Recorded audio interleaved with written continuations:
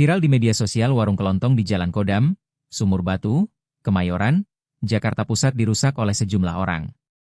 Peristiwa itu terjadi pada Minggu, 3 Mei 2026, sore.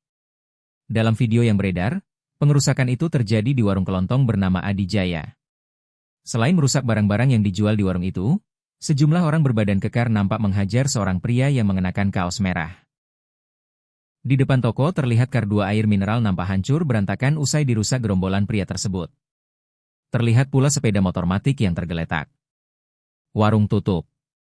Pantauan tribunjakarta.com pada Selasa, 5 Mei 2026, warung sembako itu dalam kondisi tutup dan digembok dari luar. Pecahan kaca dari etalase bensin eceran dan juga lemari es nampak berserakan di bagian depan warung. Di kedua etalase itu nampak tak ada satupun barang yang dipajang karena kacanya telah pecah. Pelaku oknum TNI. Menurut keterangan Ketua RT 09 RW 07 Sumur Batu, Bambang, ternyata para pelaku pengerusakan itu adalah oknum TNI yang marah karena hal sepele. Adapun lokasi kejadian memang berada di Jalan Kodam dan dekat dengan komplek militer. Informasinya emang pelakunya itu emang oknum TNI, kata Bambang saat ditemui di lokasi kejadian.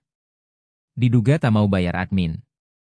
Dijelaskan Bambang, pemicu permasalahan diduga karena masalah sepele di mana pelaku tak terima membayar admin kris sebesar Rp1.000.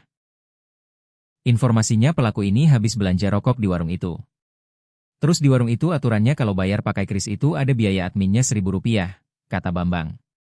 Disitulah pelaku awalnya cekcok dan kemudian memanggil rekan-rekannya hingga akhirnya terjadi pengerusakan warung.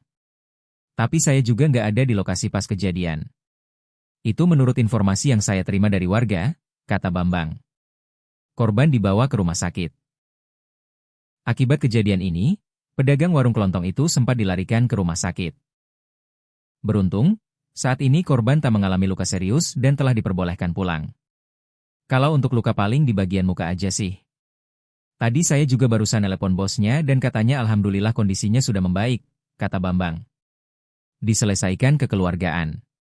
Bambang mengatakan, berdasarkan informasi yang diterimanya, kasus ini telah diselesaikan secara kekeluargaan sehingga tak berlanjut ke ranah hukum. Informasinya sudah diselesaikan kekeluargaan, kata dia.